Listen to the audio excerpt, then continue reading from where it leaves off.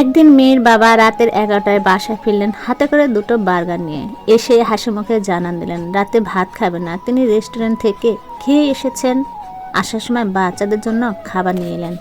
আমি কোনো মতামত বা আনন্দ উচ্ছ্বাস কিছুই ব্যক্ত না করে নির্বিকার জঙ্গিতে প্যাকেট খুলে একটা বার্গার নিয়ে খাওয়া শুরু করলাম। যদিও বার্গার খাবারটা আমার বাচ্চাদের যতটা পছন্দ আমার ততটা নয়, তারপর আমি খাচ্ছিলাম, কারণ আমি চাইনি প্রজন্মের পর প্রজন্ম ধরে একই ঘটনার পুনরাবৃত্তি হোক। খুব ছোটবেলায় দেখতাম আমার আব্বা কোনো খাবার, কোনো উপহার বা যে কোনো জিনিস আমাদের 4 ভাই বোনদের জন্য কিনতেন, আমার মায়ের জন্য কিনতেন না। যেমন তিনি দোকান থেকে 4টা আইসক্রিম, 4 প্যাকেট চিপস আমাদের 4 ভাই বোনের জন্য কিনতেন। অথচ বাসায় আমরা 5 জন মানুষ থাকতাম। আমার মা হাসি মুখে চিপসের প্যাকেট খুলে আমাদের হাতে দিতেন।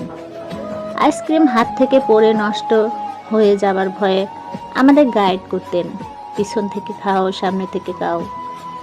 জানি না আমার মায়ের খেতে ইচ্ছা করতো কিনা, না করার তো কথা নয়। তিনি গৃহবধূ, সারাক্ষণ আমাদের সাথে ঘরেই থাকতেন, নিজের হাতে বানানো খাবারই খেতেন। কখনো তো একা একা বাইরে যাননি বা নিজের ইচ্ছার প্রতিফলন করেননি। আপনি যখন 4টা কিনতে পেরেছেন তখন 5টাও কিনতে পারতেন। তার মানে সদিচ্ছার অভাব ছিল। পুরুষ জাতি ধরেই নিয়েছে মেয়েদের খেতে হয় না। আমার সংসারে কিন্তু আমি এটা হতে দেইনি।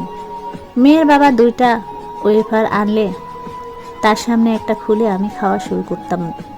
যদিও খেতাম না, তাকে চোখে আঙুল দিয়ে বুঝে দিয়েছি বাসায় আমরা 3 জন থাকি, যে কোনো খাবার 3টাই আনব। ওই জিনিস আমি না খেলে বিকল্প আরেকটা আনবা যেটা আমি খাই, কারণ আমিও মানুষ, আমারও পছন্দ আছে, ইচ্ছা আছে, অনুভূতি আছে। বছরের পর বছর তোমার সংসারে গাছের গুঁড়ি হয়ে পড়ে থাকবে। তুমি যদি আমাকে না বুঝো তাহলে তো কেউ বুঝবে না। একটা মেয়ের বিয়ের আগে সকল আবদার থাকে বাবা মার কাছে, বিয়ের পরে থাকে স্বামীর কাছে। বাবা মার কাছে যতটা প্রাণ খুলে আবেগ প্রকাশ করা যায়, কিছু কিছু ক্ষেত্রে স্বামীর কাছে যায় না। স্বামী নামক প্রিয়জনকেই সেটা বুঝে নিতে হয়। আমার আব্বা কারো বাড়ি গিয়ে 1 কাপ চাও খেতেন না আমাদেরকে ছাড়া। তিনি ভীষণভাবে চাইতেন তিনি যেখানেই দাওয়াত খেতে যান যেন আমরা 4 ভাই বোনও সেখানে যেতে পারি। কোনো কারণে আমাদেরকে ছাড়া যেতে হলে তিনি বাড়ি ফিরেই আমাদেরকে নিয়ে হোটেলে চলে যেত। সেম খাবার আমাদের খাইয়ে আনতেন, অথচ আমার মাকে নিয়ে তার তেমন কোনো ভাবনা ছিল না। আমাদের যৌথ পরিবার ছিল।